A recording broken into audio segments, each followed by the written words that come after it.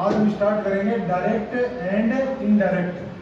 ठीक है, इसको 3 नामों से जाना जाता है। कितने नामों से? 3 नामों से। पहला नाम तो डायरेक्ट एंड इनडायरेक्ट। दूसरा इसका नाम होता है वो होता है रिपोर्टेड स्पीच। Reported speech. और जो इसका तीसरा नाम होता है वो होता है नरेशंस। क्या नाम होता है बताओ? नरेशंस। नरेशंस। ये इसके 3 नाम होता है पहले। तो इस नाम तुम्हारा जो टॉपिक दे रखा है वो डायरेक्ट एंड इनडायरेक्ट नाम से दे रखा है। और रिपोर्टेड स्पीच और नरेशंस ये अपने कंपटीशन एग्जाम में जाएंगे, जैसे जाएंगे तो आपको ये 2 नाम और सुनने को मिलेंगे। तो ये चीज को क्या करना है, याद करना है। अब इसका जो सेंटेंस वो बता रहा हूँ पहले मैं। He said to me. He said To me. comma in comma I am your brother. I am your Brother. अब देखो ये 2 सेंटेंस है। कितने सेंटेंस है ये? 2। भाई कोमा से पहले कोमा लगती है, ध्यान रखना, सेंटेंस चेंज हो जाता है। कोमा लगती है क्या होता है? सेंटेंस चेंज होता है। अब कोमा लगती है सेंटेंस अलग हो गया। He said to me, ठीक है, उसने मुझसे कहा। क्या कहा? तो ये एक अलग सेंटेंस, उसने मुझसे कहा। और आई एम योर ब्रदर, मैं तुम्हारा भाई हूँ, ये क्या एक अलग सेंटेंस है। क्या ये एक अलग है? अपने क्या करना है, इन दोनों सेंटेंस को जोड़ना है। क्या करना है? जोड़ना है। जोड़ने को इंग्लिश में क्या बोलते हो? कनेक्ट करना। क्या बोलते हैं? कनेक्ट करना। और कनेक्ट करने के लिए जो वर्ड यूज होगा उसको बोलेंगे कनेक्टिव। क्या बोलेंगे? कनेक्टिव। तो उसके रूल्स है कुछ, और इसके 4 रूल है बेसिकली जो होते हैं, वो 4 रूल है। उसके अलावा छोटे मोटे आएंगे वो बता देंगे। और जो पहला रूल होता है वो होता है सेड टू को बदलना। किसको बदलना? सेड टू को बदलना। सबसे पहले इसमें सेड टू को बदलते हैं। सेड टू को बदलना। अब इसके कुछ रूल्स हैं सेड टू को बदलने के लिए। उससे पहले देखो, ये जो कॉमा से पहले का वाक्य होता है इसको बोलते हैं आरवी का वाक्य। रिपोर्टिंग वर्ब बोलते हैं। क्या बोलते हैं इसको? Reporting verb. ये याद रखनी चीज है, लिखनी चीज नहीं, याद रखनी चीज है। कोमा से पहले जो सेंटेंस होता है वो क्या होता है? RV, reporting verb. और जो कोमा और इन कोमा के अंदर होता है उसको बोलते हैं आरएस, रिपोर्टेड स्पीच। क्या बोलते हैं? Reported speech. हाँ, तो ये आरवी होता है और ये आरएस हो गया। अब मैं जब भी बोलूं आरएस क्या होता है तो समझ जाना कोमा और इन कोमा के अंदर जो सेंटेंस है वो आरएस होता है। और आरवी का वाक्य कौन सा होता है? कोमा से पहले। Reporting verb, reported speech. इसके अंदर पहला रूल काम करता है, यदि आरएस का वाक्य साधारण हो अर्थात कर्ता से शुरू हो, यानी कि सब्जेक्ट से शुरू हो। आरएस का वाक्य ये वाला सेंटेंस। अब साधारण जब वो फुल स्टॉप लगा हुआ है तो ये साधारण है, अपने को पहचान है। ये मैंने और इजी में बता दिया। और साधारण वाक्य कौन होता है? जिसमें पहले सब्जेक्ट आता है। क्या था पहले?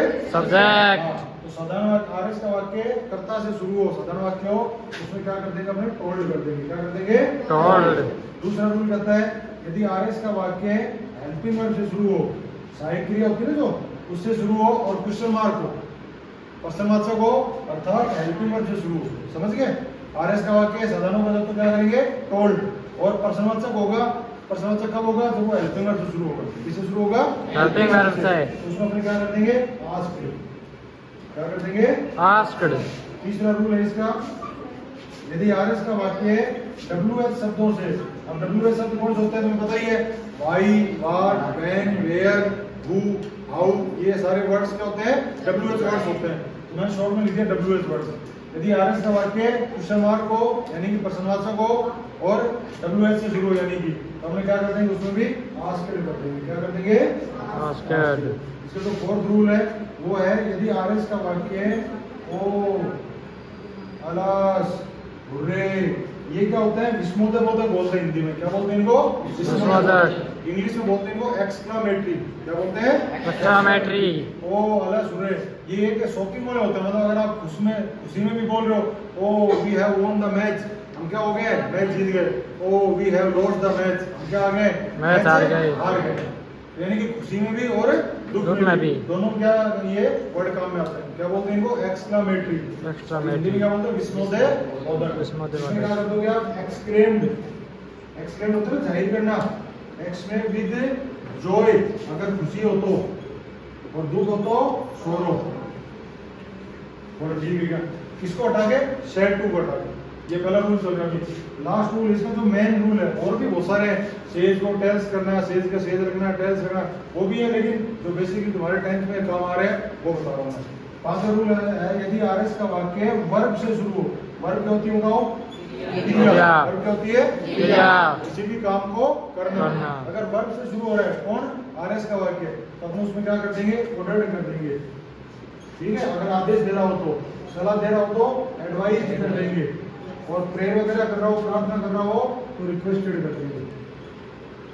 और ठीक है, ये 5 रूल हो गए किसको बदलने के लिए, शेड टू को बदलने के लिए।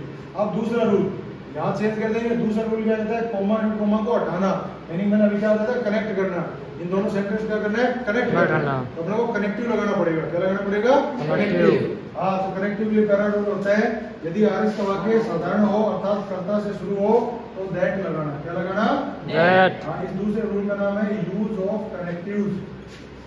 Use of Connectives। ये दूसरा रूल है।